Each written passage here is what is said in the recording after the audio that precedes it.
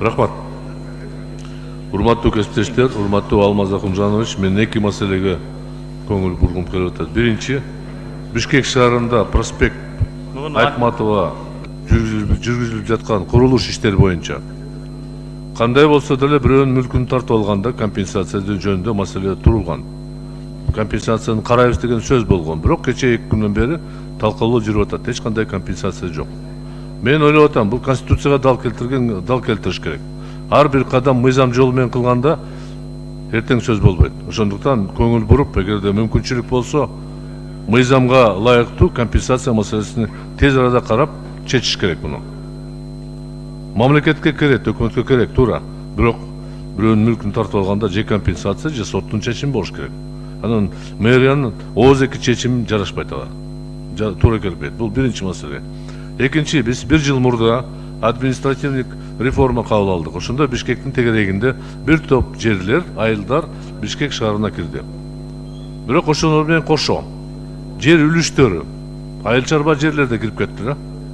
Үлүштөр, жанагы көп жылдык эгиндер, ошолор кирип кеткен. Алардын тагдыры бүгүн белгисиз болуп атат. Мэрия айыл чарба суугат жерлерди арендага берген практика болгон эмес, болушу да мүмкүн эмес.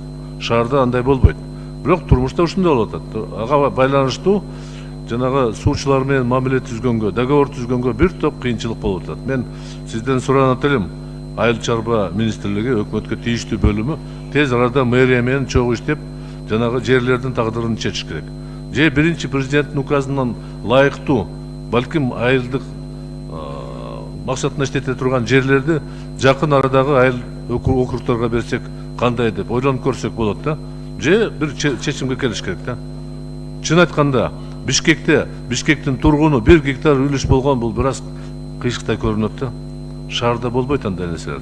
Ошондуктан жерди башкарууга айылдык округка, райондук агрардык секторго берсе, менимче турмуш уланып кетет эле да. Шаарды багыш керек, шаарга мөмө жемиш өстүрүш керек.